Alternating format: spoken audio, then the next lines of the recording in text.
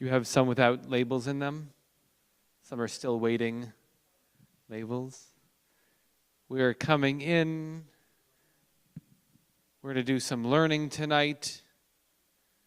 For 49 days, we've been counting since we were in this room, in this very room for second night Seder. And we had in the back of the room a beautiful table set up in honor of the hostages who didn't have a Seder to go to, who didn't have a table with family.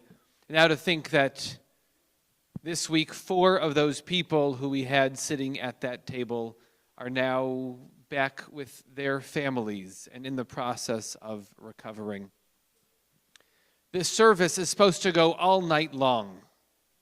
It won't. It will not. I mean, if you want to, sure, we can stay here. We could stay here all night long. It's funny, had this holiday been developed now, I wonder, or at any other point in history, I wonder how it would have developed. Because part of the idea was, as we might talk about tomorrow, in the Torah reading tomorrow, it says essentially that God was at Mount Sinai and then the people showed up. And the rabbis say it's inappropriate for the teacher to be here before the students. The students should be so eager to learn and the teacher shows up.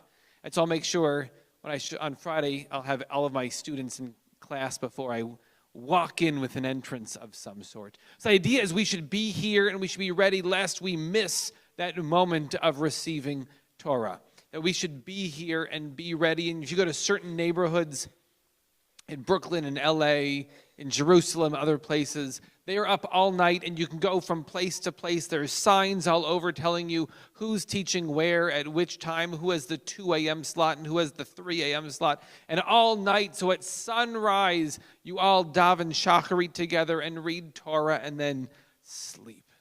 I wonder if we had developed this holiday now, if we would have said on Erev Shavuot, go to bed really early so that you can be awake and ready to receive Torah in the morning.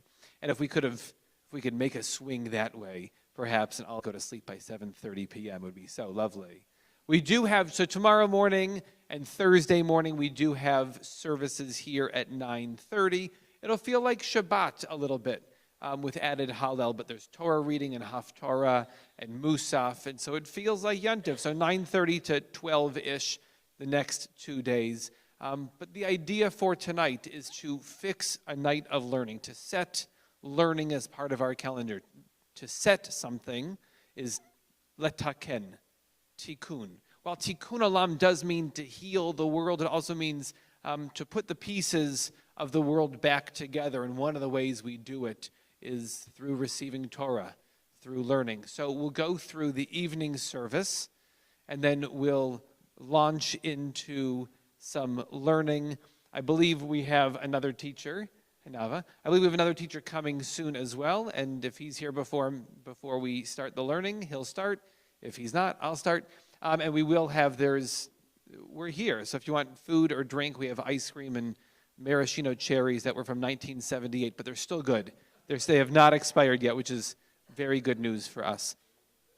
They're getting better every year. And we can probably find some drink back there, so somebody knows how to make an old-fashioned or a Manhattan or, I don't know, whatever needs maraschino cherries. We can throw some things together. We've got a huge collection. And we'll get to cheeseburgers in a little bit, perhaps. Any questions right now? Okay. Some of you have Sidurim. If you didn't get one, they're at the front table, or maybe we have some at your table. But those who are able will rise for the beginning of the evening service. We're on page 39. Actually, you know what? And before we start with Baruch Hu, we should probably light the candles as the sun is setting. Is there somebody or many somebodies who would like to come up and help honor us?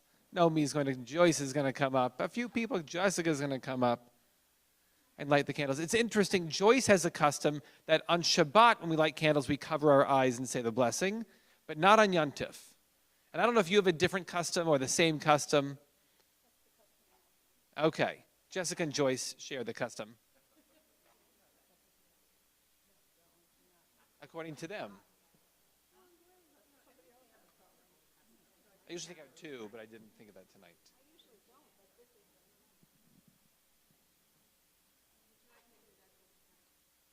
Wait, one more. Okay. Ah.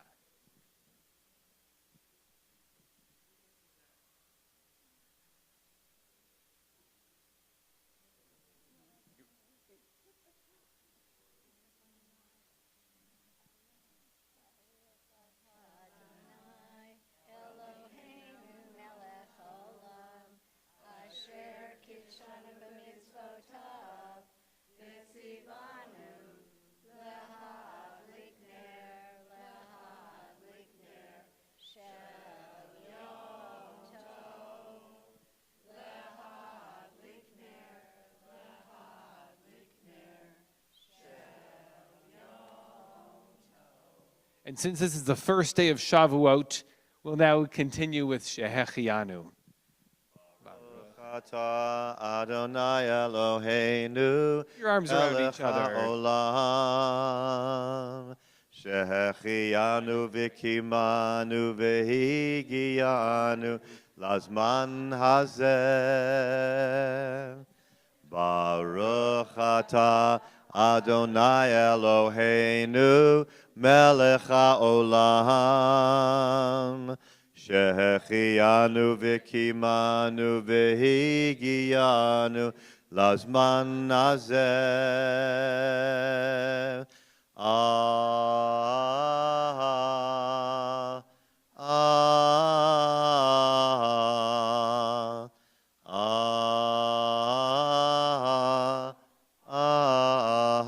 Amen. If you're able, remain standing. Baruch Hu is on page 39A in our Sidur. Baruch Hu et Adonai HaMevorach. Baruch Adonai Amvorach Leolam Va'ed. Baruch Adonai HaMevorach Leolam Va'ed. You may be seated.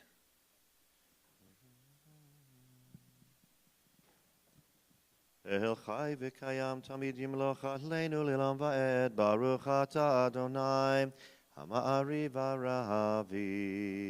Page 40. Avat Olam Beit Yisrael Amcha Ahavta Torah u'mitzvot Chukim u'mishpatim Otanu limadeta Al ken Adonai Eloheinu B'shachveinu v'kumeinu Nasiach b'chukecha ונשמח בדברי תורתך ובמצוותיך לעולם ועד. כי הם חיינו ואורך ימינו ובהם נהגי ימם ולילה. ואהבתך תסיר ממנו לעולמים. ברוך אתה אדוני אוהב עמו ישראל. אמן. שמע ישראל אדוני אלוהינו אדוני אחד.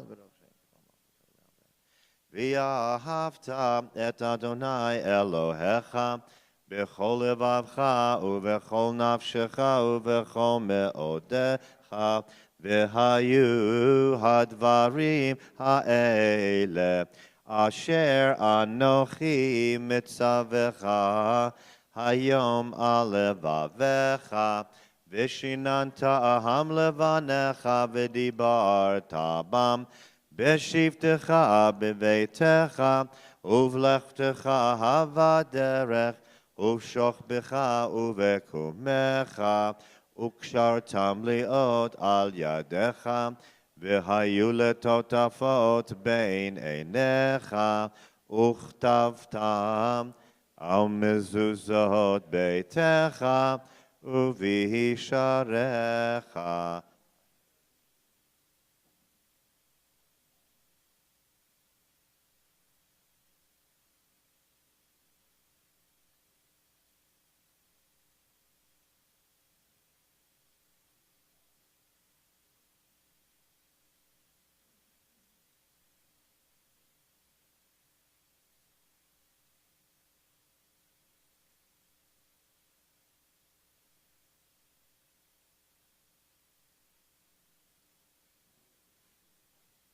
Adonai Elohechem emet.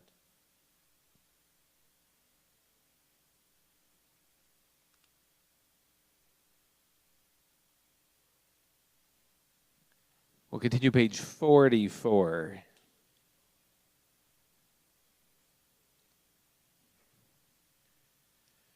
ובמלכותו ברצון קיבלו אליהם משה ומרים ובני ישראל לכנו שירה בשמחה רבה ויאמרו כולם מי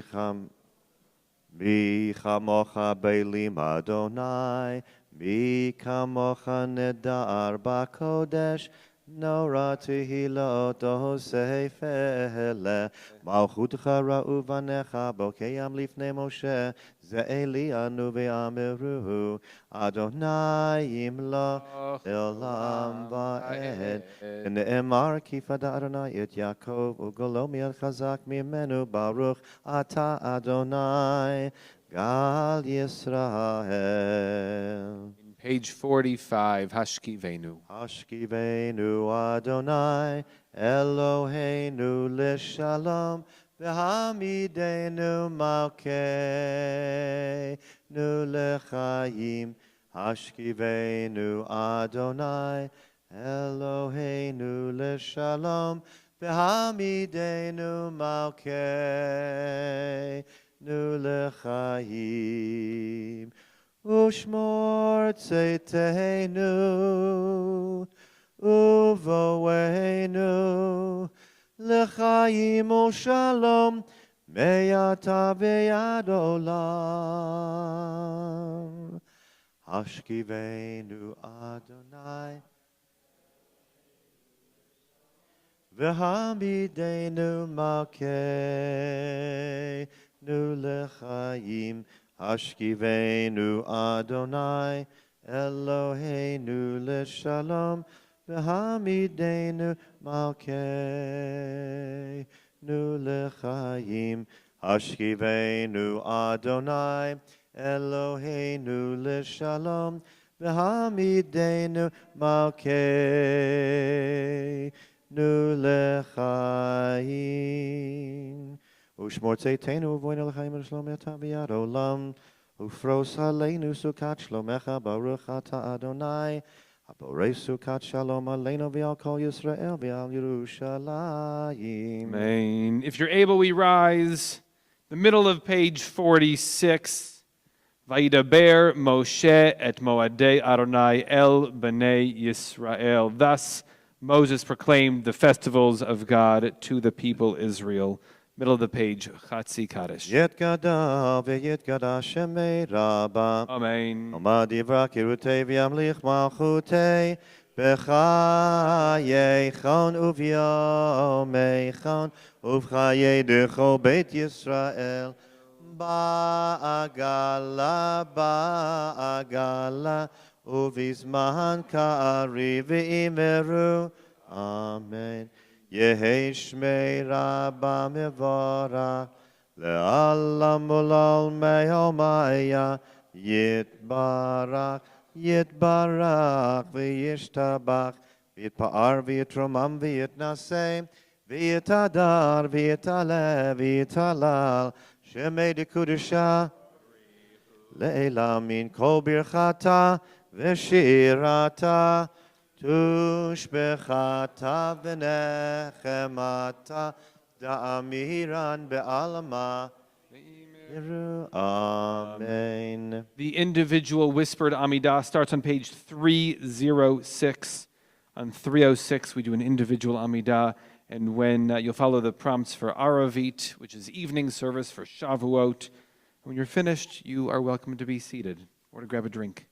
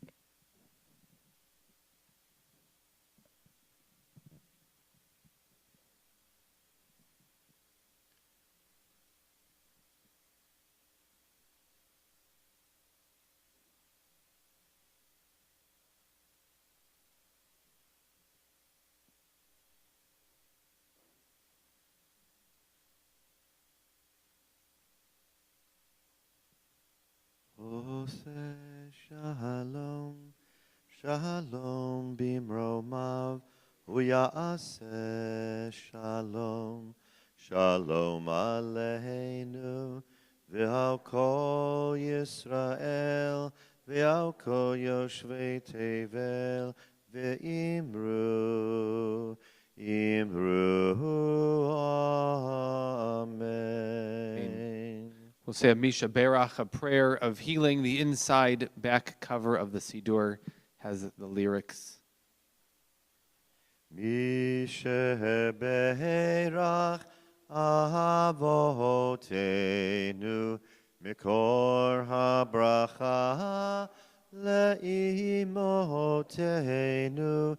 May the source of strength, who bless the ones before us, help us find the courage to make our lives a blessing, and let us say, Amen.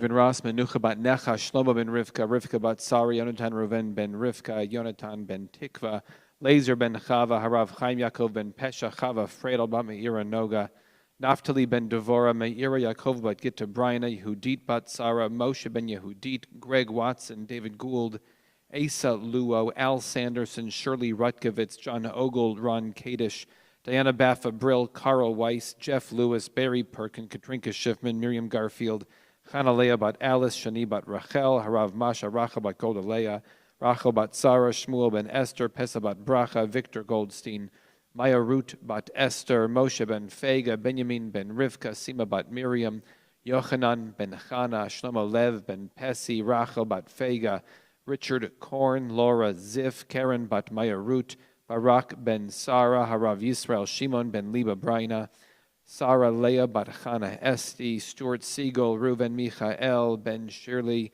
Lisa Weiss, Terry Lefko, Matan ben Leah, Moshe ben Chana, Sora Chana bat Devora. Misha Berach imotenu mikor habracha le'avotenu. Bless those in need of healing with refuah shlema, the renewal of body, the renewal of spirit, and let us say, Amen. And let us say, Amen.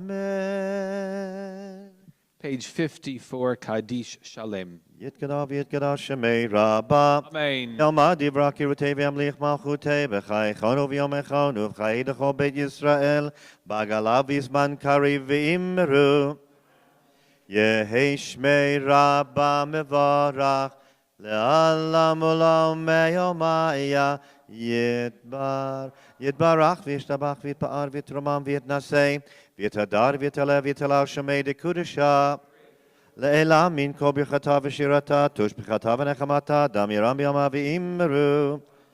Titgabal tzloton u'valton, dechol Yisrael, kadama v'honda v'ishmaya v'imru. Yehi shlama rabba min shemaya v'chayim aleinu v'yal kol Yisrael v'imru. Oseh shalom b'imromav, hu ya'aseh shalom, aleinu v'yal kol Yisrael v'imru. Amen. Those who are able, we rise for the words of Kiddush. Page 79 has a special Kiddush for festival evenings. And here's your cup of joy.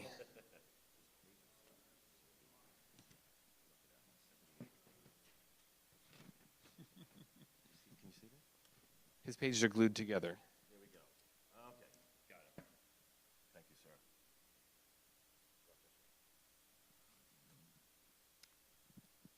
Sabari Chabarai, Baruch Atah Adonai Eloheinu melech haolam, Borei peri hagafen. Amen. Baruch atah Adonai Eloheinu melech haolam, asher bachar banu mikol am, v'romamanu likol hashon, v'kidshanu b'mitzvotav.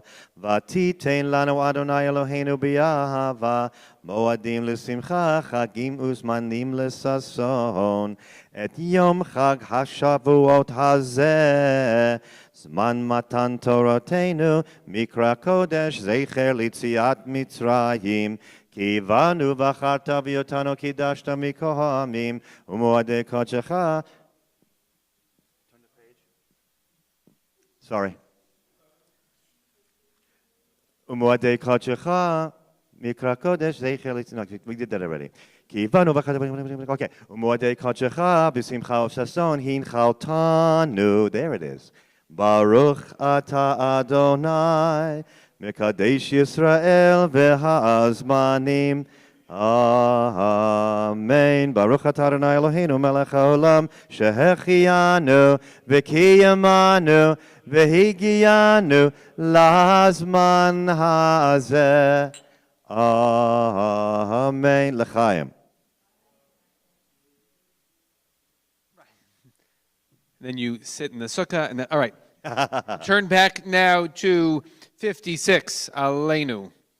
Aleinu l'shabeach ladon hakol, latet gedula liyotzeh bereshit, shelo asanu kugeye haratzot, velo samanu kemishpechot hadama, shelo samchel kenu kahem, וגהור עלינו ככל המונם, ואנחנו קוראים ומשתחווים ומודים לפני מלך מלכי המלכים, הקדוש ברוך הוא, שהוא נוטה שמיים ויוסד הארץ, ומושב יקרו בשמיים ממעל, ושכינתו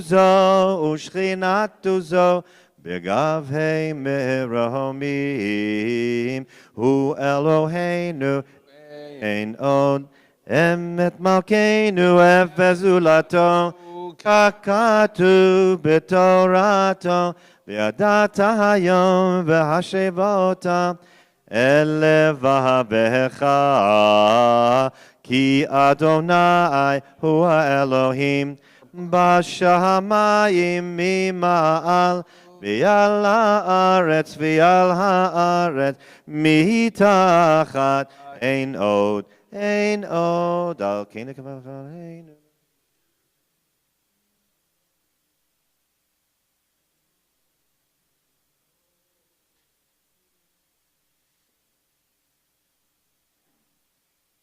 ככתוב בתורתך, אדוני ימלוך לעולם ועד. ונאמר, והיה אדוני למלך על כל הארץ. ביום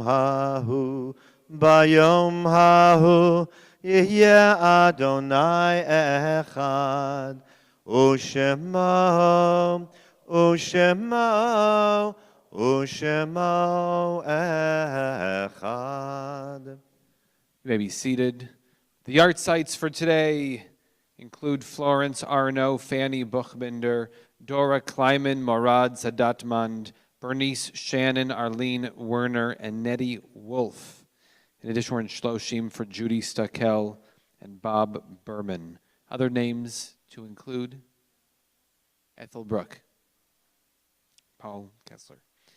May their memories be a blessing. The words of Kaddish are on page 58. If you are in a period of mourning, if you are observing a yard site, you are welcome to rise and join us. Yitkadal v'yitkadash shemei Rabbah be'alma divara kirute ve'amlich malchute b'chayechon uv'yomechon uv'chaye dechol beit Yisrael ba'gala uv'izman kari v'imru Amen Yehei shmei Rabbah mevorach le'alam ul'olmei olmaya Yitbarach v'yishtabach v'yitpa'ar v'yitramam v'yitnaseh v'yithadar v'yit'aleh v'yithalal shemei d'kudashah brichu Leila min kol birchata v'shirata, tushbechata v'nechamata, da'amiran be'alma v'imru amen. Yehei shalama rabba min shamaya, v'chaim aleinu ve'al kol Yisrael v'imru amen. Osei shalom bimromav, hu ya'asei shalom. Aleinu ve'al kol Yisrael v'imru amen. You may be seated. Yasher Koach, Cantor Kenny, thank you so much for leading us tonight. We have ice cream, we have fruit. I guess we'll do a motzi so that we cover all of the different foods. Otherwise, there's a bracha for ice cream and a bracha for fruit and whatever else. There is wine, there's coffee and tea. And we should bring out something harder, let us know. We've got so many bottles of all sorts of things that we're happy to bring them out. In like 5 minutes, we'll invite one of you to teach us something for like 45 minutes. So we can, Michael, is that okay? Can we pick you? Okay. All right, so Michael will teach for a little bit, and then as time permits, we'll get into, later on tonight about 9:15-ish, we'll get into are cheeseburgers kosher? Can cheeseburgers be kosher? Should cheeseburgers be kosher? Or not? And by that point, we'll have stomach aches from too much ice cream anyway. That it'll be decided. No? Too much ice cream? Is that not a thing? All right, so go. You can. There's chocolate, there's vanilla, there's mint chip, there's chocolate chip, and there's 2 sorbet flavors. One is strawberry that's made on dairy equipment, and so it's it's as parv as you can get, pretty much. Although question. And the other one is, I think, actually dairy in the. Is that right? It's hechsher dairy, but there's no dairy in the ingredient list. So if you're fleshig right now, up to you. But go get. As you're you're not talking about why we eat dairy on Shavuot, are you? So I was taught all these reasons on why we eat dairy on Shavuot, that dairy is sweet and Torah should be sweet, that we are like babies once again, nursing, all of these beautiful, wonderful reasons as to why we have dairy on Shavuot. The cheesecake is delicious and all of these different things about, and also we don't know the rules of kashrut.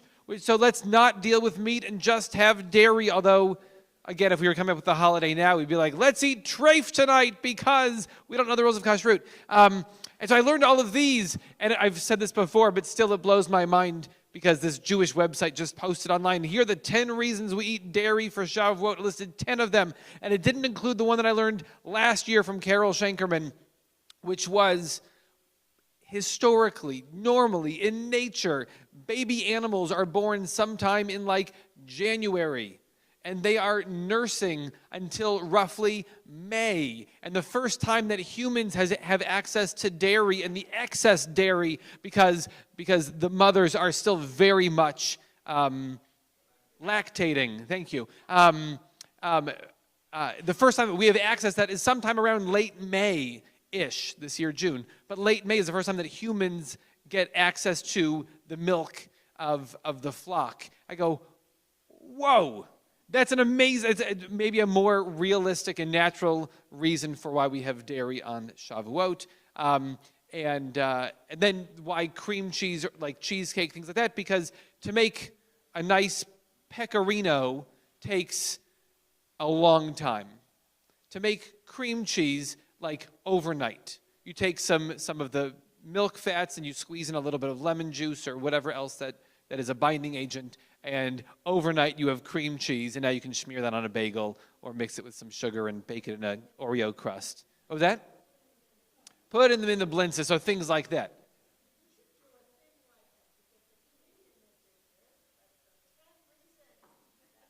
Oh, right, David Letterman. And the top 10 reasons that we eat dairy on. Number 1, this holiday originated in Philadelphia. Ding. Number 2, and so, thank you. Right, we are sponsored by. So come, eat. Don't be Isaiah Page or shy. Go grab something to eat, And we'll do some learning in just a few minutes. We'll invite Michael Raylanu to teach a little bit on history before we get into the rules of kashrus.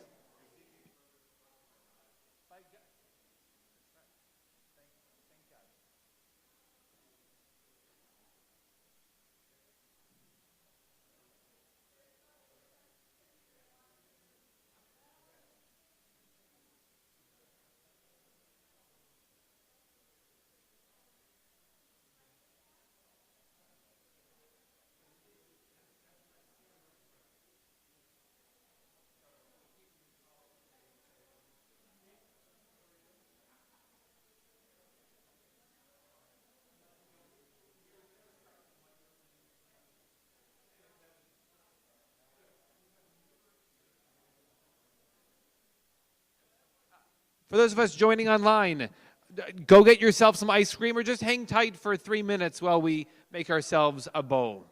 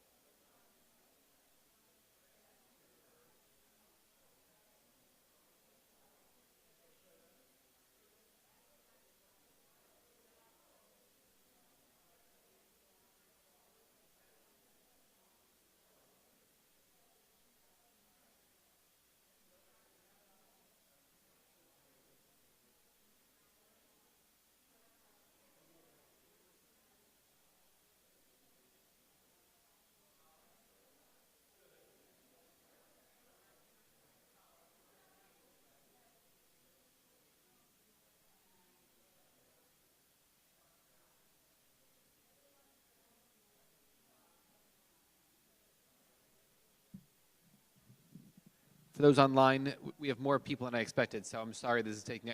Those who are here, keep eating. Talk to the people online.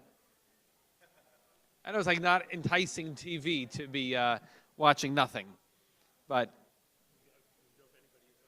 no, yeah, but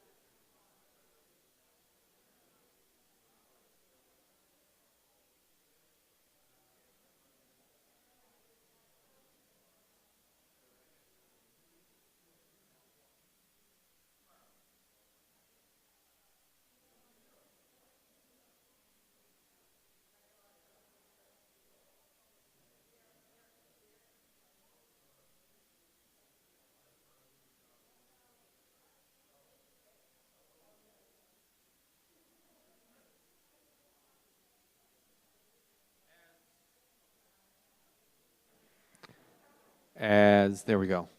As you are enjoying your ice cream, first of all, thank you to two of our scoopers, Cindy and Joyce, who weren't even supposed to be here tonight and are here anyway, just to make sure that we all get ice cream. Thank you. Thank you.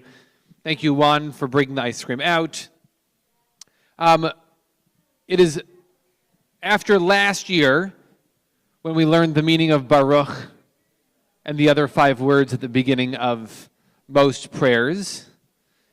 I think we should make it a yearly staple that Michael is one of our teachers. We're going to start advertising. There's a plan that starting in October, Michael Raylanu and I are going to be teaching a class through Melton. So more information here. More information to come. Oh, the ice cream is Melton. See, I should have gone that way.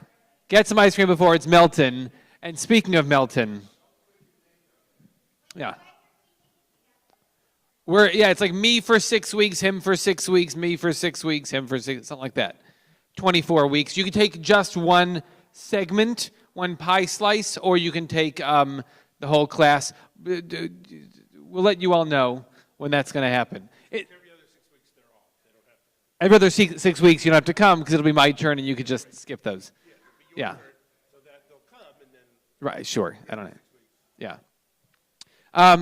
All right, a man who, thank God, in our community needs no introduction.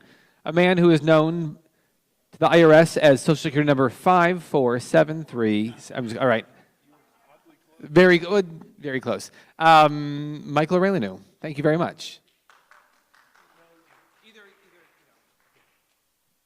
I assume I have to use the microphone. First thing is, in order to fully appreciate this evening's festivities, we need to get some people sitting at this table.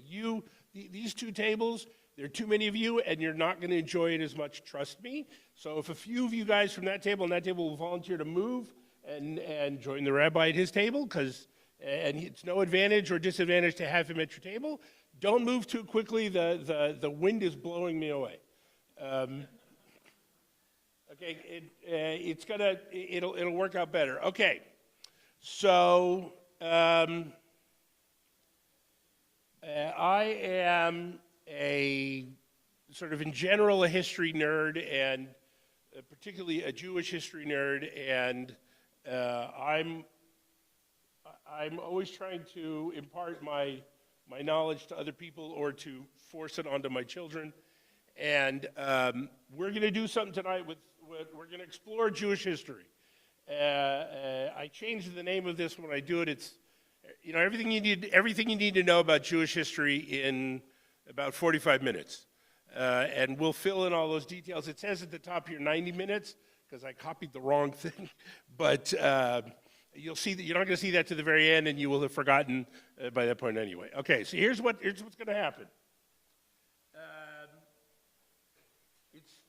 It's not a competition, but of course, yes, it is.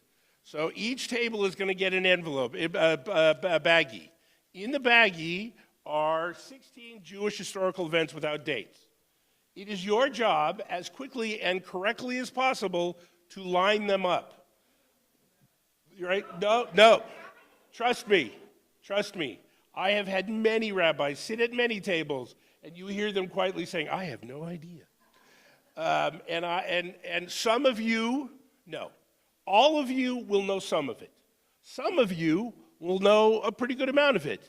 I guarantee none of you will know all of it, because I've done this 100 times and I still get them in the wrong order without my cheat sheet at the end. Okay? So you have your little baggies. Be careful. Some of the pieces of paper are really small, and they may float away. And, by the way, don't think you're so smart, Mr. Engineers here in the room. The paper has been cut so it doesn't fit together like a jigsaw puzzle. Right? You cannot line it up like a jigsaw puzzle. My son and I were sitting at the dining room table, cutting and then recutting. So they should not, if my son did his job, they should not fit together like a jigsaw puzzle. I'm going to give you about 20 minutes unless I decide it's less. I reserve the right to end it at any time I want because I'm the boss. Okay? So again, you have, I think, 16 little dates. Go through them, spread them out, line them up, and then we'll go over them, and the winners will get a pat on the back and a hearty attaboy.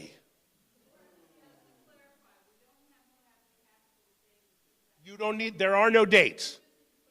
You're going with the flow. You're going, right, you're going to put them in chronological order. Later, Mr. Smarty Pants here, I will go through and give you the dates and say funny and clever things about all of them. Yes, more, we haven't even started. What, yes?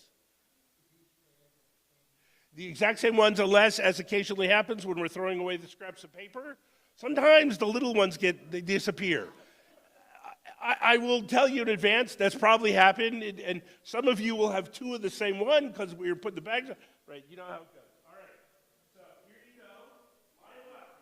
Line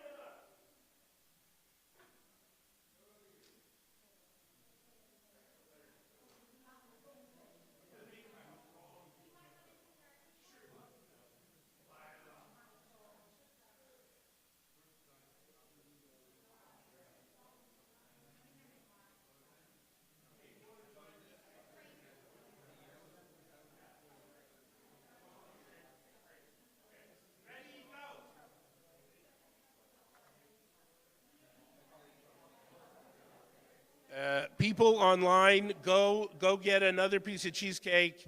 You probably have to go to the bathroom. Take care of those things. We'll be back at about 20 after, plus or minus.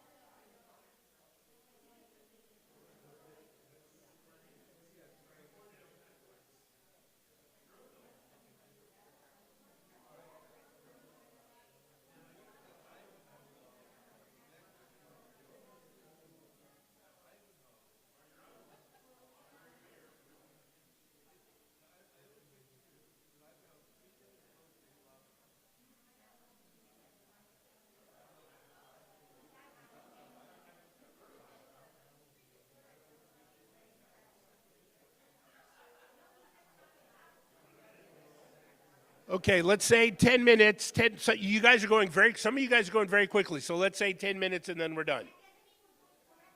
No, it doesn't, but at least you're going quickly. That's all I care about.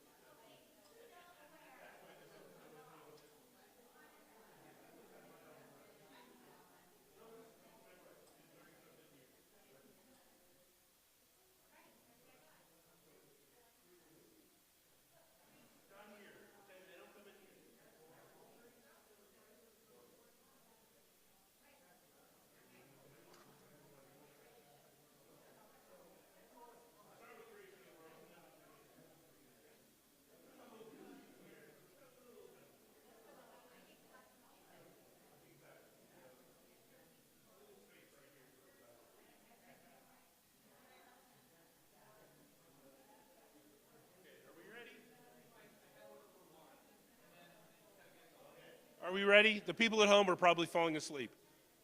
The home audience is falling asleep. Okay, a couple of more minutes and then we're calling it a day.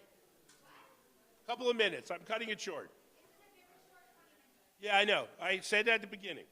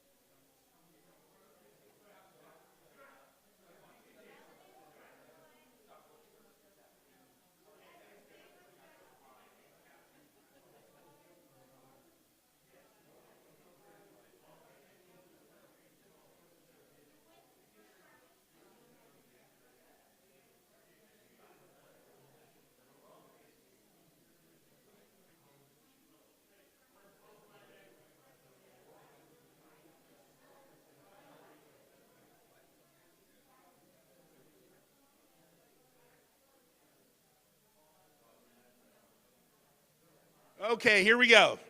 Here we go. Stick the last ones down there. Just throw them in anyway. Just throw them in anywhere. Throw the last ones in there. I'm too far away. Well, you should, first of all, if I'm leading it, you should not be very serious. That's number one. That much you knew already. Feelings, nothing more than, just kidding.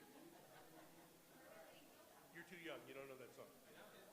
Feelings by Morris Albert. It's a big hit in the 70s. It may be the worst song ever recorded. His name was,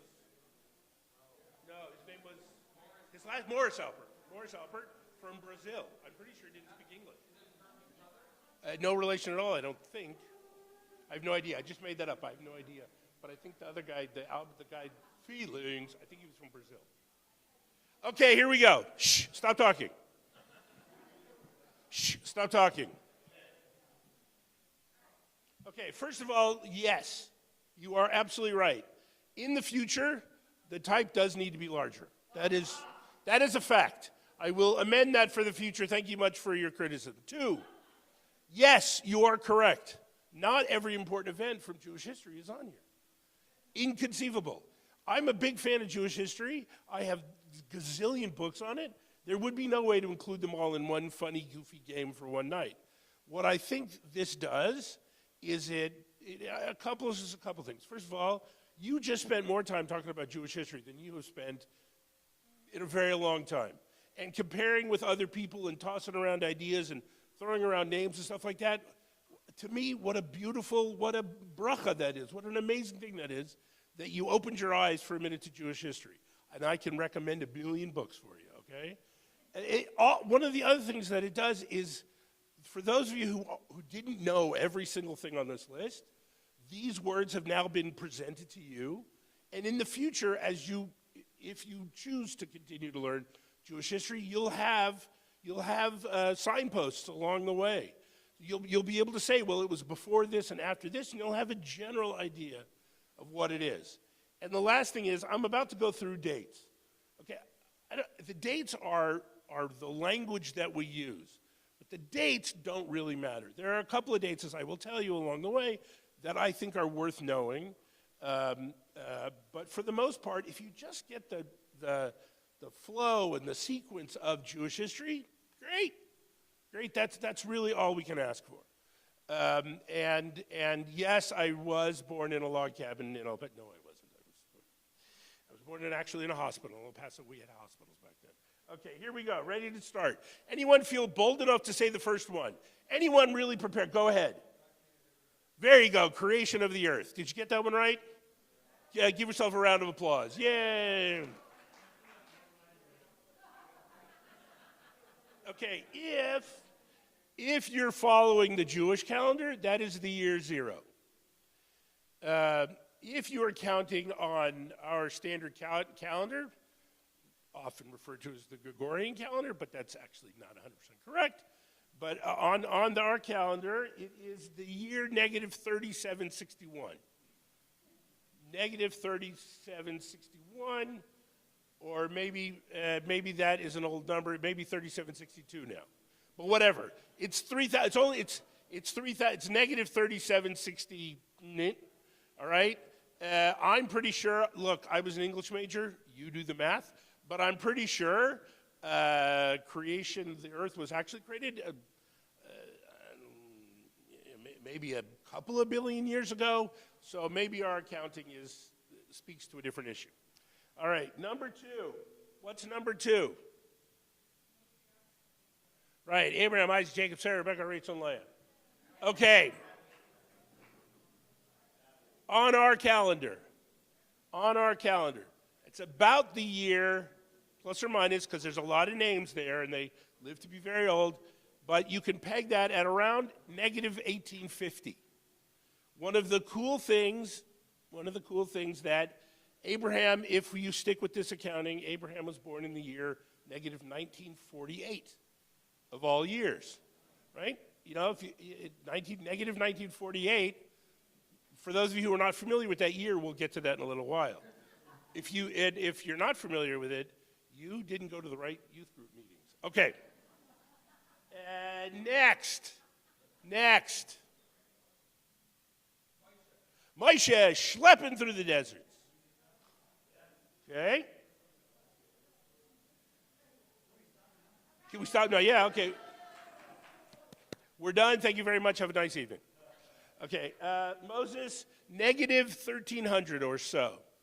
Did the Exodus happen? Did the Exodus happen the way we think about it? Was it maybe instead of 600,000 Jews, instead of the word 1,000, replace it with the word tribe? Maybe it was 600 tribes that went through the desert. Maybe it was just the Leviim who came up and whatever it is, Jewish history has in its kishkes a sense of history going back. Something was going on about negative 1,300. Something was happening that was bringing us together as a people about negative 1,300. Again, I can recommend 1,000,000 books. You can learn all about it. You can decide which version of the Exodus you want to go with. Every year around Passover, I'm sure many of you know this, every year around Passover, on ABC, you get the 10 Commandments, right? And on the History Channel, you get the special called The Exodus Explained, where they go through the entire Exodus story and the plagues and everything, and they scientifically explain it all. Yeah, sure, whatever. You can take their science as you will. To me, the issue is not how it happened, but it's when it happened that we needed it. And so exactly what happened, we don't know. Exactly what happened, we don't know, but something was going on, negative 1,300. Okay, next.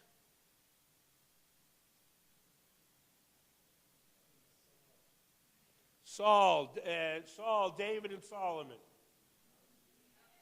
Saul, David, and Solomon.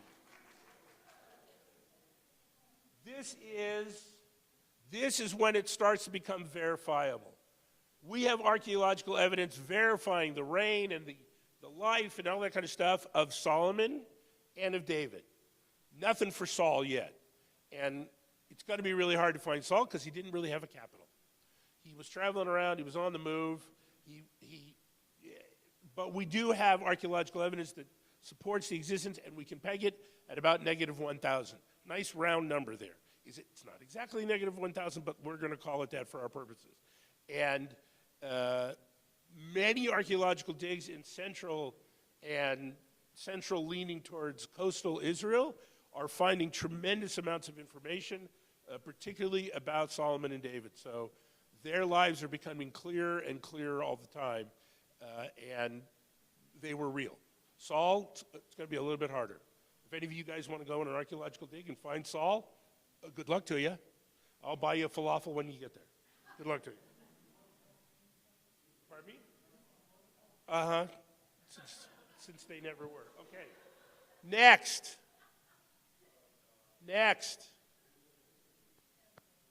Excuse me? Thank you. No. Not Ezra. Next. No. Next. 10 lost tribes.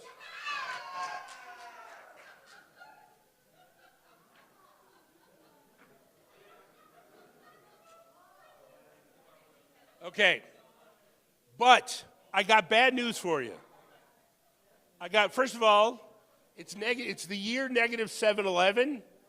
Anything related to 711 is okay with me, but you're getting a big gulp of history. Okay. Thank you.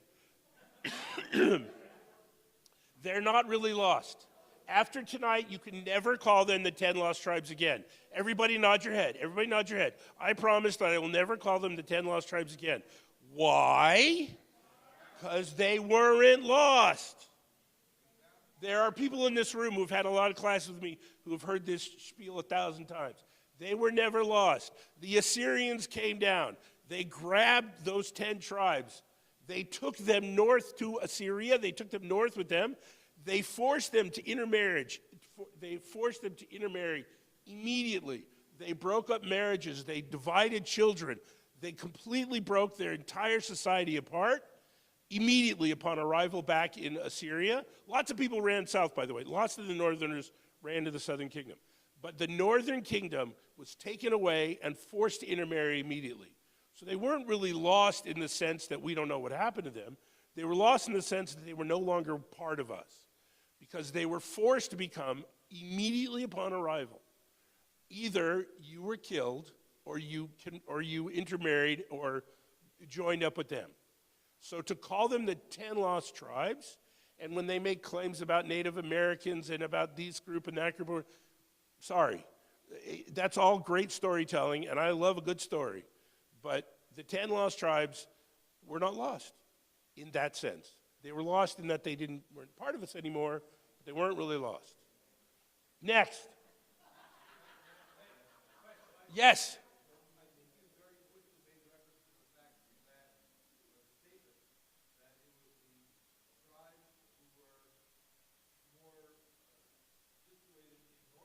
Yes. Yes. Some of them, man, wait, I'm sorry.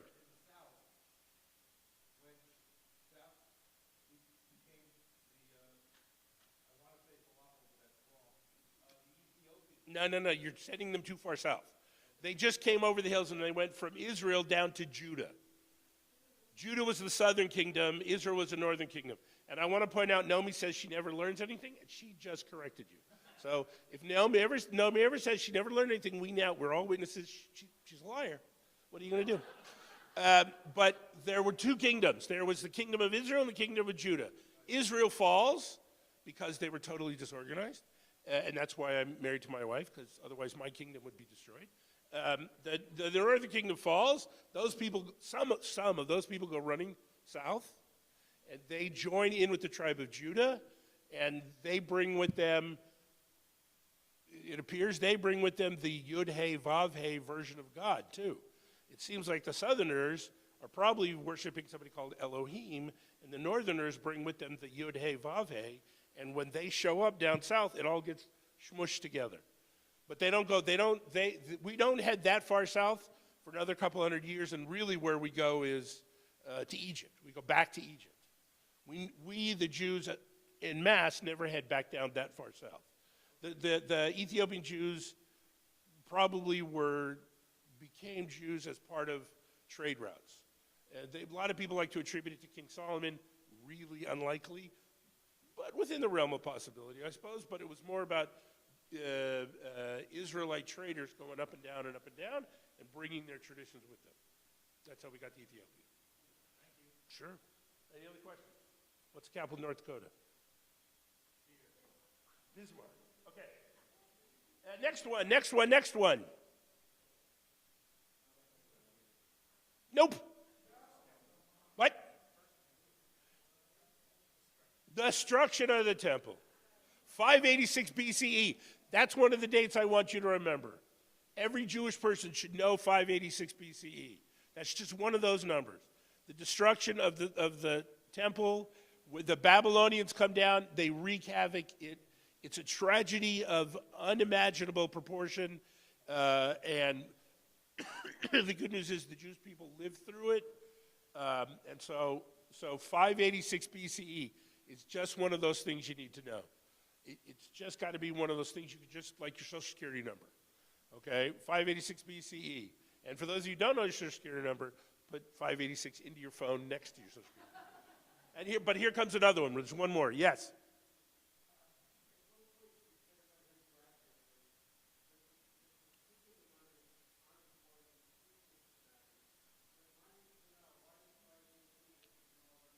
Because and the one I'm about to say in just a second also I would include in that, because they are such monumental events and we have such clear historical records about them that my bias tells me to tell you that you just need to know that. For instance, there are some people today who are saying that Jewish people don't have a long history in that part of the world. Well, we know for a fact in 586 BCE, not only were we there, but we were there and fighting for our very existence, and we ended up losing that war. But all the way, you can at least go back to 586 BCE. You can actually go, we've already established, you can actually go back further. And when somebody says, Jews are brand new, you say no. 5,000 in the year, right, there's plenty of evidence, but here's one I can just spout out, 586 BCE.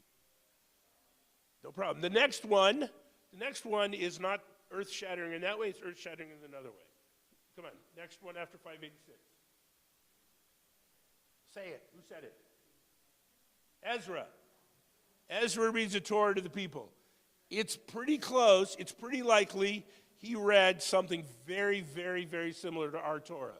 Probably with all 5 books. Maybe not exactly what we have, but awfully close. And it's in the year, I like to use this one, it's in 444 BCE. 444 BCE. Is it really 444? Yes. I'm sorry. What's BCE? I forgot. What's BCE? For the Common Era. What don't we say? Don't say it. What don't we say? Don't say it. We don't say BC. Why don't we say BC? It means something else. And we'll get to the other one later. We'll get to the other one. Don't say it. 444 BCE. Ezra reads the Torah. And he makes, by the way, you think it's bad enough here on a Saturday morning, Ezra made everybody stand there and listen while he read the entire thing to them. Yeah, right? And there weren't even like sports scores or anything involved.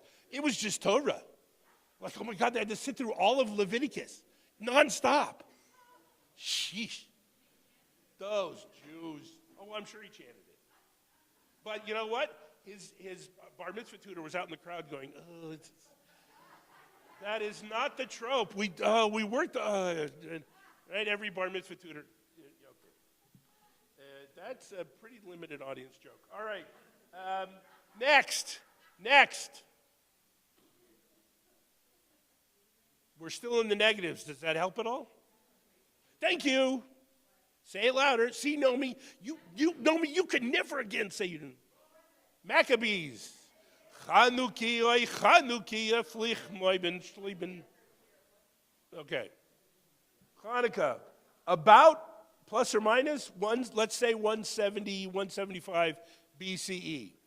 Hanukkah, great story. Bad news is, Hanukkah, not such a great story. Right? The Jews are fighting, it's a triangle. It's not a two-way war, it's a three-way war.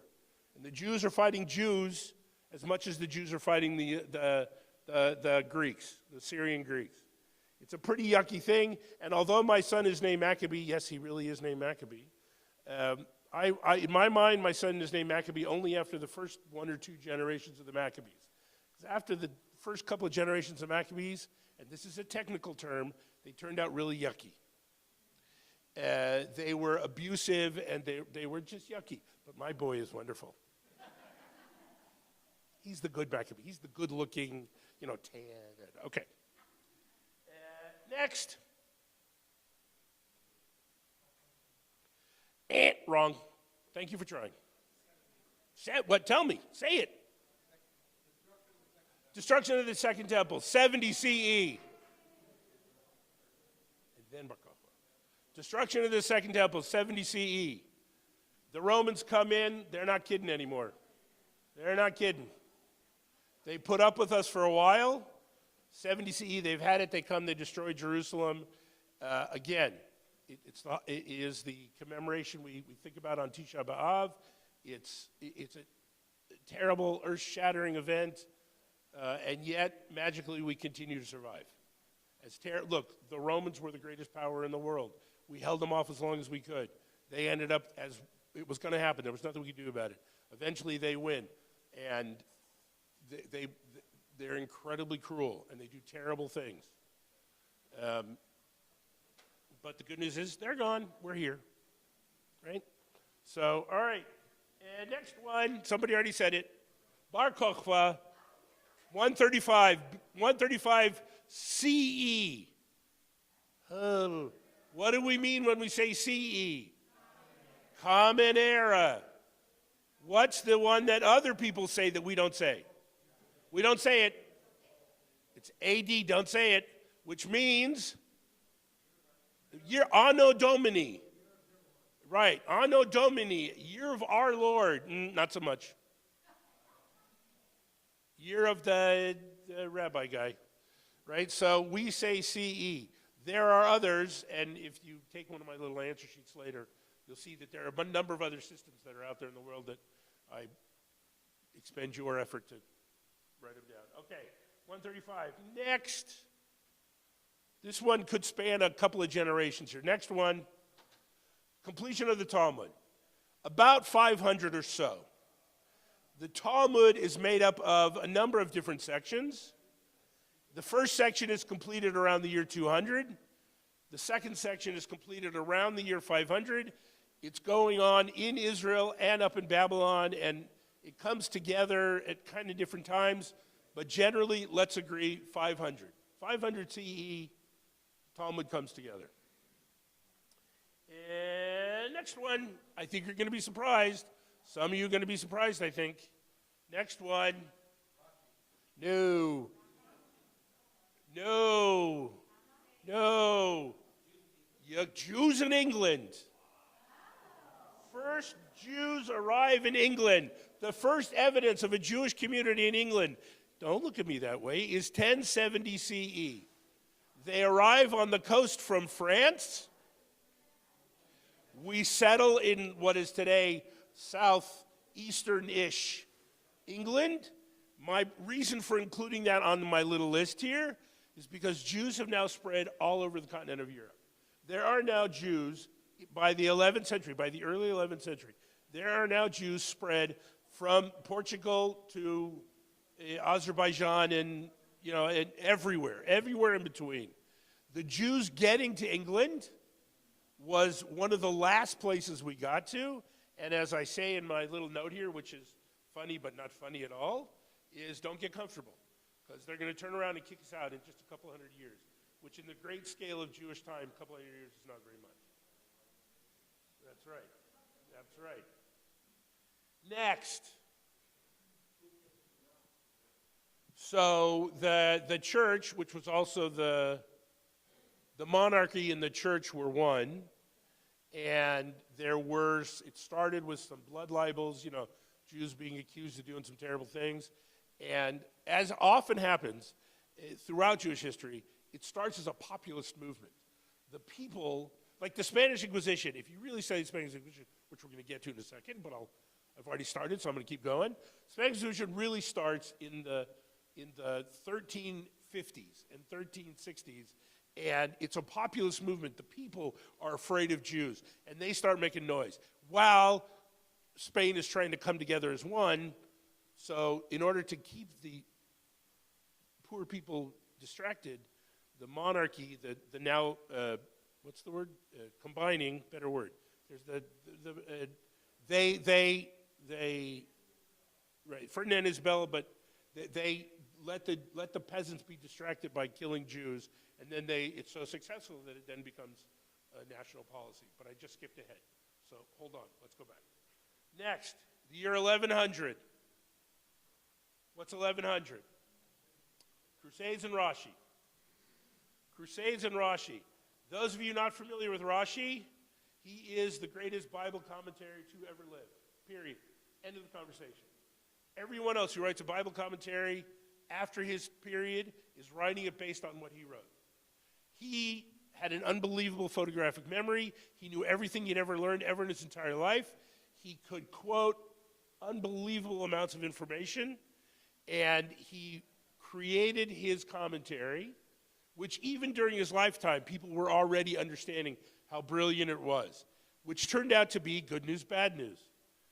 When the Crusades get started in late 11th century, as the Crusades are getting started, the bishop of the town that he lived in, help me out here. Did he live? What? Troyes. Thank you. I don't speak French. I was an English major. You speak the French. The bishop in Troyes loved Rashi so much that he would not allow the Crusaders to hit his town. The cardinal sent out his own little army and told the Crusaders, go to the other town, go that way. What ends up happening is during Rashi's, right there, he's there, the next town over, those Jews get wiped out, completely wiped out, put into their synagogue, burned down, everything, which included, I'm forgetting, I think it was either his brother or his cousin, something like that, was in that town and got killed. Rashi never forgave himself for that. Rashi never, ever, ever forgave himself. He said that those people in that town were innocent. The only thing that they did wrong in their whole life was to not be living with Rashi. And at the end of his life, he wore his talit and his tefillin all day, every day. And he wore a second and a third and a fourth and a fifth talit because he was trying to achieve a level of holiness. So Rashi, the world knew about Rashi. Good news, bad news. I mean, really good news, bad news. I want to recommend, go on YouTube and you look up a movie about Rashi's life starring Leonard Nimoy and my wife's boyfriend, Armand Desante. And it's an animated movie intended for kids, but it is an unbelievably true to life retelling of Rashi's life. And it has Leonard Nimoy and Armand Desante, so, you know, how bad can it be? But it isn't, you go to YouTube, I think it's 40 minutes, I think tops. I think it's called The Life of Rashi. I'm pretty sure. And it tells his whole life, including the tragic ending. Including the tragic ending. Okay, shall we continue? Next one. Rambam,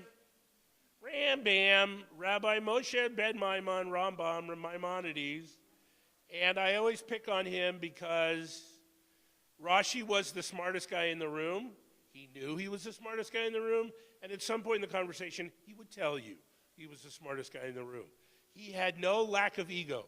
Rashi was always like, oh, no, I learned this from other teachers. This is not me. It's not, Rambam wrote the Mishnah Torah, which is a Jewish law book. Mishnah Torah has two meanings. It either means to teach Torah, or, because he's Rambam, it means the second Torah, right? And his name was Moshe. He thought quite well of himself. But let me say, he deserved it. He really was the smartest guy in the room. He really was the most learned, the most knowledgeable, in every way. So I kind of make fun of him, but I also really admire him. And Rambam comes along, 1200-ish, and he really changes Jewish philosophy. He is as important to the study of Jewish philosophy as Rashi is just to the actual textual tradition. He studies Aristotle. I don't know all the names of all the philosophers, but he takes ancient philosophy and what for him was modern Jewish philosophy, and he mixes it all together, and then he hands it to you, and he says, look, this is how Judaism is going to join the modern world, philosophically. And not just anybody could do that. Yes?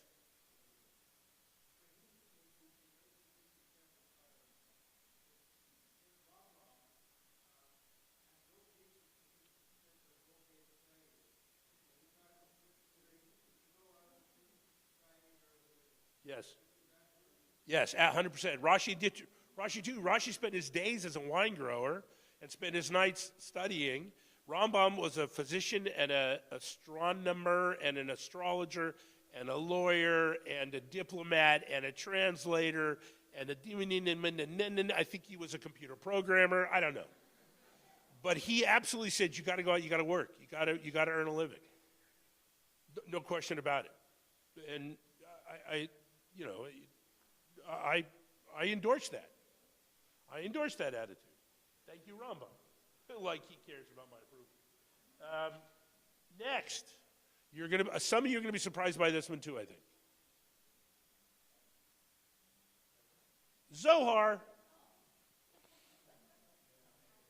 Okay, now, let's talk about, first of all, what is the Zohar? What is the book? It's the big book of Kabbalah, right? It's the big textbook of Kabbalah. And look how late it is, 1300. I don't mean to, yes I do. I don't mean to debunk, yes I do, much of what people teach about Kabbalah. Yeah, I do. But there are those who say it was written by a guy named Shimon Bar Yochai, who was this mystical rabbi back in the year 200, who went off and he lived in a cave with his son for 14 years, and they didn't even have HBO Max, and they did their thing, and they lived in a cave, and then he comes out and he has this revelation, and the revelation is what becomes the Zohar. Cool. There is no historical evidence whatsoever to support that in any way. However, Rabbi, what's his name? Luria. Rabbi Luria, who was a 13th century rabbi, suddenly finds the Zohar. And interestingly, even though it was written in the year 200-ish, it's written in medieval Hebrew. What are the odds of that? And he's revealing the Zohar one page at a time. He's selling it out at one page at a time. He never in his entire life ever is seen with like a copy of the Zohar. And after he dies, his wife and his son magically find a few more pages of the Zohar. I believe that Judaism had a mystical tradition going all the way back to the time immemorial, to the darkest parts of the fog of time. I absolutely know that that has to be true. The Zohar, on the other hand, may not be quite as old. Now, for those of you who like studying Kabbalah and like studying Zohar, great. Shkoyach, have fun. Go nuts. Learn what you can learn. But let's keep it in its historical context, right? Let's keep it in, but you and I have had this argument before. You and I have had this argument before. So listen.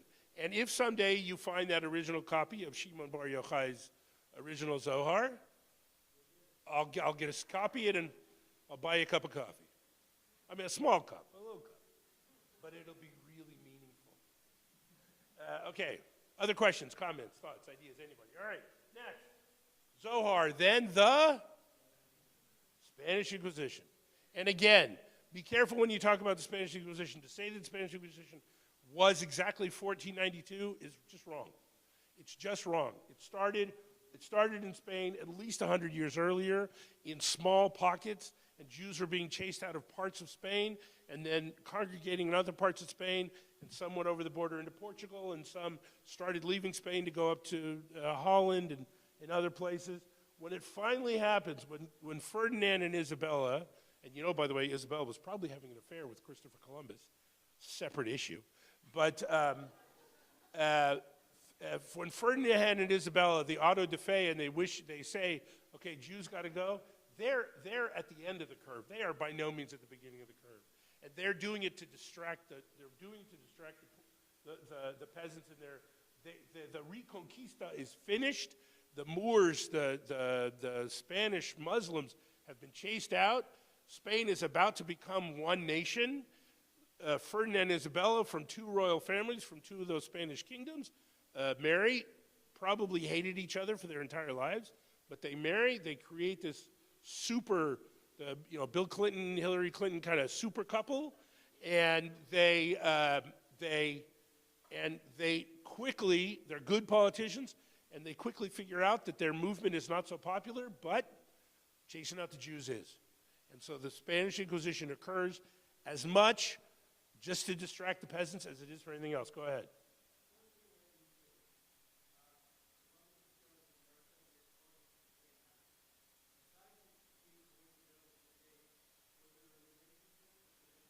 Excellent question. First answer is Christopher Columbus was not Jewish. That rumor floats around every once in a while. Okay, so let me just first get that out of the way. Christopher Columbus was not Jewish. We know his parents, we know his grandparents, we know his great-grandparents, but Christopher Columbus not Jewish. Okay. There were, however, many Jews with him. His head navigator was Jewish. Probably the captain of, Columbus was on the Santa Maria, the captain of one of the other two ships. Probably the Pinta. I don't know, one of them. One of them was almost for sure Jewish, and actually even a practicing Jew, not even a hidden Jew, probably a practicing Jew. And no, there's Ferdinand and Isabella had really grandiose dreams. They thought that the coming together of Spain was the creating of what could potentially be the greatest kingdom in the history of the world. One of the things they needed to do is they needed to go out and grab more land. So Christopher Columbus hit the road, see what you can find, right? And he died. He went back 3 times. Till his death, he still thought he had made it to India. He never accepted that he didn't make it. Ferdinand and Isabella understood after his first or second journey. They understood that he was not making it to India, but they were still pretty cool with the stuff he was bringing back, like the beautiful tan slaves that he was bringing back and the exotic fruits and vegetables and things like that. So they were thrilled to keep giving him, delusional money and say, keep going. But there's not exactly a connection between the Spanish Inquisition and Christopher Columbus. There's some overlap there, but they're not really connected. Other questions, comments, thoughts, ideas, anybody? Okay, here we go. The next two come very close together. The next two really are almost only like a couple of decades apart. You're going to be surprised. First synagogue in New York City. New York. First synagogue, Shereth, Israel. You're thinking, wait a minute, what about the one in the Carolinas? What about the one in Newport, Rhode Island, right? The Truro Synagogue in Newport, Rhode Island, or whatever the other one is called, the one in, whatever, that one. Yeah, wherever, the one in South Carolina, North Carolina, right. The difference is that those two congregations, although the Truro Synagogue, first of all, too many thoughts at one time. Sorry, let me start again. Okay, those two congregations formed at almost the same time. You can make a case, and they do. If you go to Truro or you go to the one in the Carolinas, each one will tell you we're the oldest synagogue. From legal documents, from corporation formations and things like that, Shereth Israel is actually the oldest one. Truro, the people in Truro and Newport, Rhode Island were probably meeting earlier, but they didn't actually form a corporation or anything. It was more like a chavara. And it wasn't, so you can debate it, but it is at that time that the Jewish community of this continent is beginning to coalesce. The same thing is happening up in Canada. I don't remember where, but there's also one that forms up in Canada somewhere. I don't remember where exactly. And we're beginning to get our foothold here. It's mainly Sephardic Jews, not entirely, but it's mainly Sephardic Jews. It is, they are mainly seafaring traders and things like that. Yes, there were Jews involved in the slave trade. There were Southern Jews involved in the slave trade from very early on. They got out of the business, but they were Jews. But my point here is that it's like the zeitgeist rose up. And all over the eastern seaboard, all of a sudden you're getting Jewish congregations springing up because there's just enough of us in every city. Okay, the next one, which comes very closely, within probably 10, 15, 20 years, is finally the Baal Shem Tov in about 1750-ish, plus or minus, about 1750-ish. Right, everybody thinks it's much earlier. Everybody thinks it's much earlier, and it's not. Part of it is that Kabbalah had finally become almost normative Judaism, kind of something that was accepted. Everybody was doing the Kabbalah Shabbat service, for instance, and the Baal Shem Tov was very much a mystic. And for those of you not familiar with him, he is the founder of Hasidic Judaism, the guys with the big hats and the long curls and the longer. And he's wandering around the forests of Poland and Romania and the Czech Republic down in that area, wandering around, singing to the birds and the trees, and doing his own thing. And people, the Lithuanians, the Litvaks, are kicking him out of Judaism, and the people in his own town just think he's a weirdo. But little did we know what he was going to be founding. Little did we know what he was going to be starting. And within just a couple of generations, the Hasidim and the Litvaks and everybody else, we're coming together, right? You may pray in one way and I may pray in another, but we're all studying in the academy. We're all doing all that kind of stuff. You're spending more money on bigger hats, but it's a similar thing. Much larger hats. Beaver stealing. Okay. Spanish Inquisition, Baal Shem Tov. Next. Huh? First Zionist Congress, 1897. First Zionist Congress, 1897. Basel, Switzerland. Theodor Herzl, Ihm Tirtzu Ein Zo Agada, right? If you will for it is no dream, right? And thank you, David Friedman, for a song that never ends. Ihm Tirtzu, just list goes on and on and on. And it was Jews from all over the world. There are pictures. There's that famous picture of Herzl standing on that balcony, with his square beard, looking out. Many of you have seen it. You could, as a tourist, you can go to that balcony and you can stand there, and a photographer will take your picture while you stand there and you look Herzlistic. But the key is that Herzl brought Jews together from all over the world, Sephardim and Ashkenazim and Edot HaMizrach, and Jews in kaftans and Jews in top hats and tails, and it was the first time ever that kind of congregation was brought together. And no, he didn't do it alone, and no, he's not.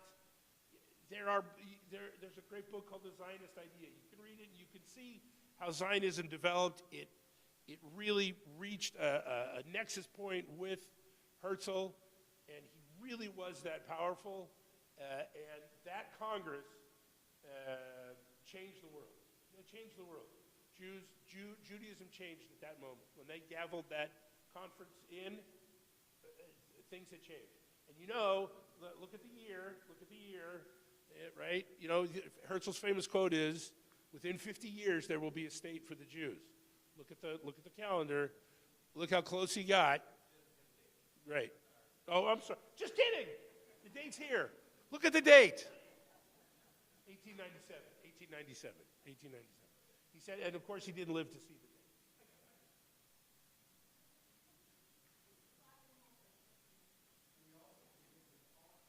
He did. Well, yes. He said that bad times were coming. He said that he could see on the horizon that bad times were coming. Jews were getting too comfortable, and that bad times were coming. I don't know that he would have understood the scale. I mean, we can't really understand the scale, but I don't know that he foresaw that. But he did say Jews are getting too comfortable, and the non-Jews are going to come and get us. And that's not exactly a direct quote. But yeah, absolutely. Okay, Herzl, Switzerland. Next one. World War I and Brandeis. See, I told you. Some would, some wouldn't. Oh, there we go.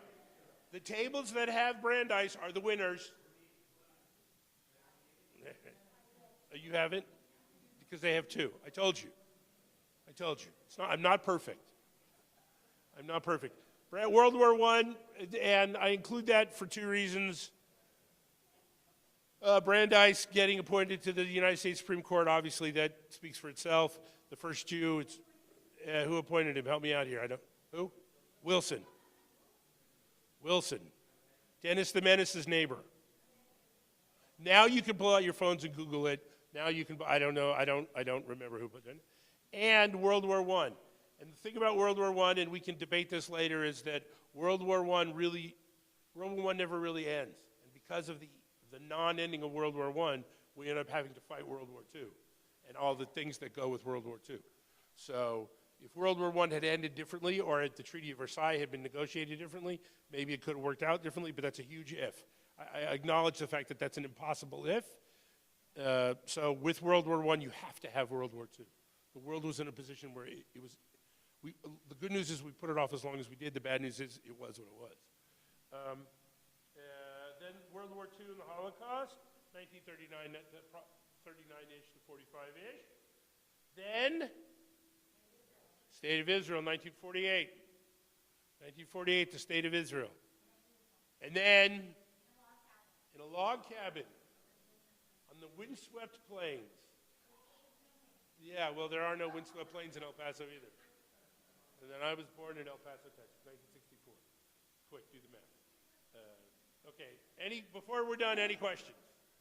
Any questions, comments, thoughts, ideas, anybody? Anything? Yes?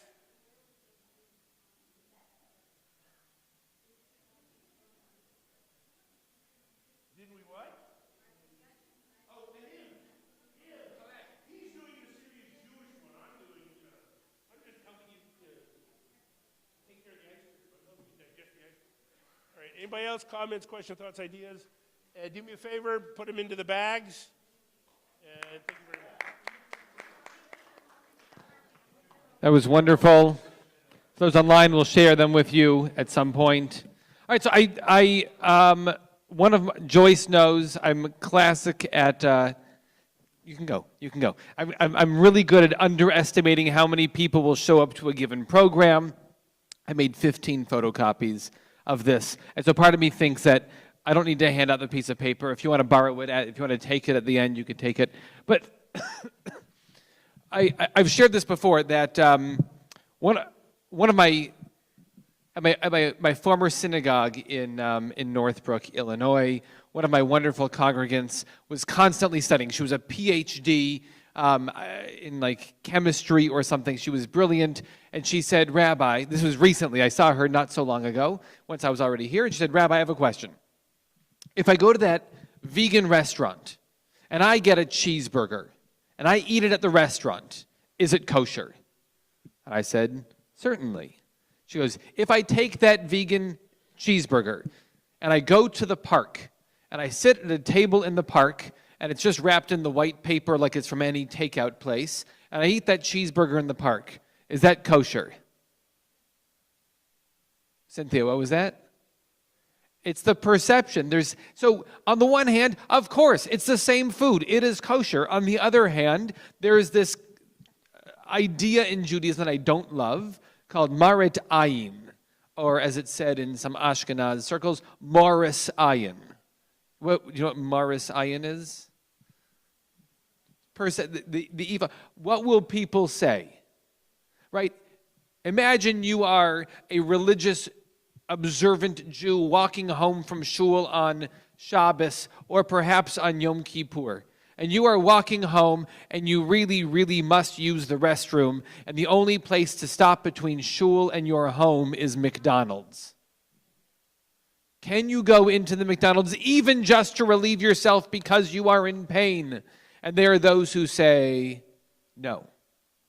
Now, we could debate that. We don't need to debate that one here, but that's one of the questions is, can you step foot into a McDonald's me wearing my kippah, if I go to the grocery store to buy groceries for my neighbor who just had a baby, and I bump into the Simpsons, and they do that peek into the cart like everybody does, and they see that I'm getting sliced ham, how soon are they going to call the VP of Religion and Worship and then the president of the synagogue and say, we have to have a talk? We just ran into the rabbi who had sliced ham in his grocery bag. He had, I hate to say it, mayonnaise in his grocery cart. I mean, like, to think of all the things. He had a Jell-O mold.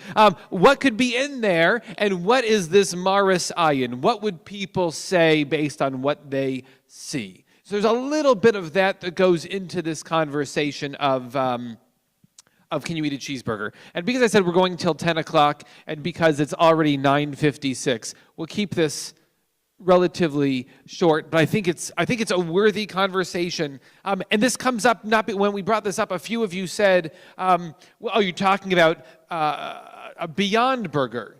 Go to Ralph's in Agora and you go to the last aisle of the freezer, and they have there, in between all the other real meats, they have the bag of Beyond Burgers that's like $14 for veggie patties. And it looks like a hamburger, and it kind of tastes like a hamburger. I mean, like more than a black bean burger does. It kind of looks and tastes like, it cooks like, it kind of juices like, they put beet juice or something in it. It's red, and so it feels a little more hamburgery. So I'm not even talking about that. The question that comes up is, now that U.S. and Israel separately are developing lab-grown Petri dish meat, taken from cells of an actual animal, and then you take those of you who know the science of it, we can talk about that. You take a clump of cells, within a few months, you have billions of pounds of meat. You could feed this country on meat where you don't have to slaughter an animal. Is that meat kosher? Is it meat? It looks, tastes, is scientifically, has the chemistry of meat. Is it kosher? Is it parov? Can you have cheese with it? Thoughts first. Ideas. the paper that I have here goes through the halacha. When one of the big differences between conservative and Reform Judaism is we both ask the same question, whatever it is. Can women be rabbis? Can you eat meat and dairy together? Whatever the question is of the year. And the Reform movement, by and large, not 100%, says, what do we want the answer to be? Should women be rabbis? Why not? Should we officiate gay marriage? Why not? Can we eat treif? Whatever their issue, they come up with an answer, and conservative Judaism goes, all right, let's go through. What are the quotes from Torah pro and against? What are the quotes from Mishnah pro and against? What are the quotes from Talmud? And they go through argument by argument, trying to figure out where does the problem lie. For women being rabbis, this was decided about 40 years ago. And we're going through, and we could study that or music on Shabbat or anything else, and you go through, you go, okay, what's the reason that it's only men?